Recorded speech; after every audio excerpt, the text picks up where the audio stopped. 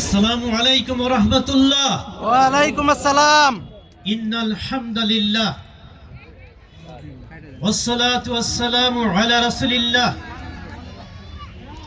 ওয়া আলা আলিহি ওয়া আসহাবিহি আজমাইন, আম্মা বাদ।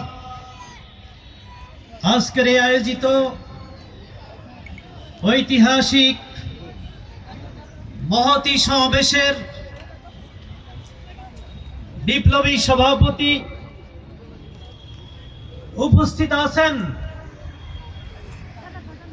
প্রধান অতিথিবৃন্দ, একজন প্রধান অতিথি না, আজকের এই অনুষ্ঠানের প্রধান অতিথি হচ্ছেন সিরাত অলিম্পিয়াডের প্রতিযোগী আমার প্রাণপ্রিয় শিক্ষার্থী ভাই এবং বোনেরা।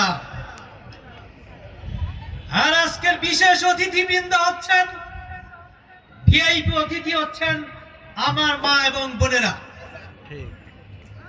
সম্মানিত অতিথিবৃন্দ, সম্মানিত শিক্ষক মণ্ডলী, সম্মানিত সাংবাদিক বন্ধুগণ, আইন শৃঙ্খলায় নিয়োজিত ভাইয়েরা বোনেরা, সম্মানিত দর্শক শ্রোতা, আসসালামু আলাইকুম ওয়া রাহমাতুল্লাহ। ওয়া আলাইকুম আসসালাম ওয়া রাহমাতুল্লাহ। আল্লাহ পাকের অশেষ মেহেরবানি, এই মহাবিশ্বের মহাবিশ্বয়ে মানব জাতির জন্য একমাত্র জীবন বিধান মহাগ্রন্থ আল কোরআনের জীবন্ত কোরআন হচ্ছে বিশ্ব মানবতার মুক্তিদূত বিশ্বনবী মুহাম্মদুর রাসূলুল্লাহ সাল্লাল্লাহু আলাইহি সাল্লাম। এই অশান্ত পৃথিবীকে শান্ত করার জন্যই আল্লাহ রাব্বুল আলামিন এই পৃথিবীতে নবী এবং রাসূলদের পাঠিয়েছেন।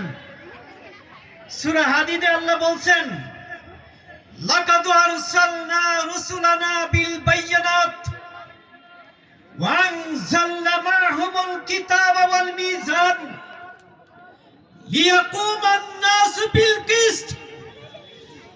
আমি আমার রাসূলদের পাঠাইছি সুস্পষ্ট দিক নির্দেশনা দিয়া, সুস্পষ্ট জীবন ব্যবস্থা দিয়া, কিতাব দিয়া। সেই সাথে আমি ইনসাফের দাড়িপাল্লা দিয়ে পাঠিয়েছি, লিয়াকুমান নাসু বিল কিসত, যাতে মানব সমাজে শান্তি, স্বস্তি, নিরাপত্তা, ইনসাফ কায়েম হতে পারে। এজন্যই আমি রাসূলকে পাঠিয়েছি। বলেন আলহামদুলিল্লাহ। আলহামদুলিল্লাহ। ইন্নাকা লাআলা খুলুকিন আযীম। আল্লাহ রাব্বুল আলামিন বলেন, সর্বোত্তম আদর্শের সর্বোচ্চ শিখরে আরোহণ করেছে আমার নবী মুহাম্মদ সাল্লাল্লাহু আলাইহি সাল্লাম।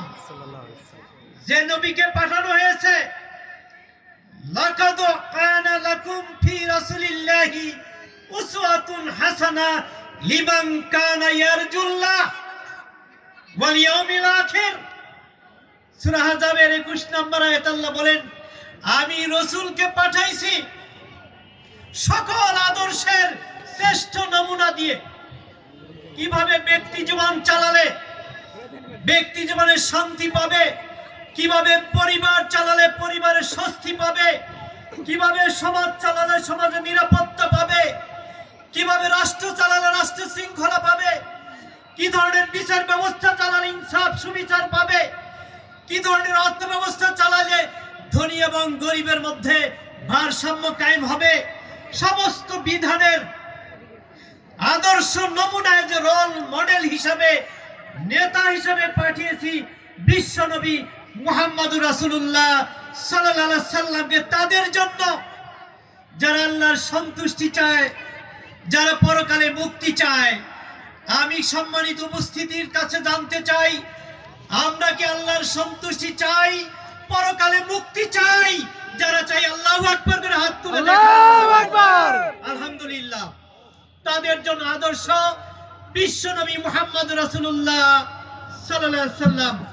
সেই রাসূলের জিন্দেগি সম্পর্কে, রাসূলের আদর্শ মুছে ফেলতে চেয়েছিল। ইউরিদুনা লিইউতফিউ নূরাল্লাহি বিআফওয়াহিহিম ওয়াল্লাহু মুতিম্মু নূরিহি ওয়ালাউ কারিহাল কাফিরুন। ওরা আল্লাহর নূরকে মুখের ফুৎকারে নিভিয়ে দিতে চায়, আর আল্লাহ চান আল্লাহর নূরকে আরো প্রকাশিত করতে, আরো বিকশিত করতে।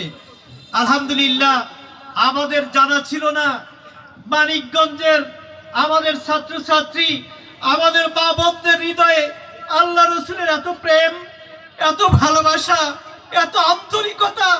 এই সিরাত অলিম্পিয়াডের আয়োজন না হলে আমরা কল্পনাও করতে পারতাম না। রসুলের আদর্শ প্রেম মুছে ফেলতে চেয়েছিল, কিন্তু আল্লাহ আমাদের হৃদয়ে রসুলের প্রেম গেঁথে দিয়েছেন, একেবারে প্রথিত করে দিয়েছেন। আমরা বলি আলহামদুলিল্লাহ। আমি শুধু একটা রসুলের হাদিস বলেই আমি শেষ করতে চাই। মুসনাদে আহমদের একটা হাদিস, কাল কিয়ামতে কিছু লোককে আনা হবে যাদের বুকে আলো জ্বলবে, নূর জ্বলবে, যাদের হাতে আলো জ্বলবে, নূর জ্বলবে। আল্লাহ রাব্বুল আলামিন বলবেন, তোমরা সৌভাগ্যবান, তোমাদের জন্য সুসংবাদ, বিনা হিসাবে জান্নাতে প্রবেশ করো। সাহাবায়ে কেরাম জিজ্ঞেস করলেন, ইয়া রাসূলুল্লাহ, এই সৌভাগ্যবান ব্যক্তি কারা? আল্লাহ রাসূল বললেন, এই সৌভাগ্য ব্যক্তি হলো তারা, এরা নবী রাসূলদের মধ্য থেকে নয়, এরা সাহাবীদের মধ্য থেকে নয়, তোমরা আমার সঙ্গী, কিন্তু তারা হবে আমার বন্ধু। তারা আমার এই পতিত আদর্শ, এই সুন্নাহকে, আমার জীবন আদর্শকে পতিত অবস্থায় পাবে। আর আল্লাহর কোরআনকে পতিত অবস্থায় পাবে, আর আমার আদর্শকে মৃত অবস্থায় পাবে। তারা আমার আদর্শ জানবে, পড়বে, বুঝবে, কোরআন পড়বে, বুঝবে, আর আল্লাহর আইন এবং এই আমার আদর্শ বাস্তবায়ন করার জন্য ব্যক্তি জীবনে, পারিবারিক জীবনে, সমাজ জীবনে, রাষ্ট্রীয় জীবনে এই আইন বাস্তবায়ন করার জন্য জান প্রাণ দিয়ে তারা চেষ্টা করবে। এই কাজটা করতে যায় দুনিয়ার দেশে দেশে অত্যাচারী, জালেম, স্বৈরাচারী শাসকদের দ্বারা তারা নির্যাতিত হবে, নিষ্পেষিত হবে। তারা বাইতুল মুকাদ্দাসের চারদিকেও থাকবে, তারা আল্লাহর সাহায্য পাবে, তারা আল্লাহর বিজয় দেখে যেতে পারবে ইনশাআল্লাহ। এরপর আল্লাহ রাসূল দোয়া করলেন, হে আল্লাহ, কাল কিয়ামতে ওই সমস্ত লোকদেরকে আমার বন্ধু বানিয়ে দিও। সম্মানিত ভাইয়েরা, বোনেরা, আমরা কি রসুলের বন্ধু হতে চাই সবাই কিয়ামতে? চাই। যারা চাই একটা হাত তুলে দেখা। নারায়ে তাকবীর। আলহামদুলিল্লাহ। আমি এবার স্লোগান দিব, একটা স্লোগান দিব আল্লাহর জন্য, আরেকটা রসুলের জন্য। নারায়ে তাকবীর বলবো, সবাই বলুন আল্লাহু আকবার। এরপর আমি বলবো আমার নেতা, তোমার নেতা, আপনারা বলবেন বিশ্বনবী মুহাম্মদ মুস্তাফা সাল্লাল্লাহু আলাইহি ওয়াসাল্লাম। আমি এবার স্লোগান দিচ্ছি, সবাই ধরবেন।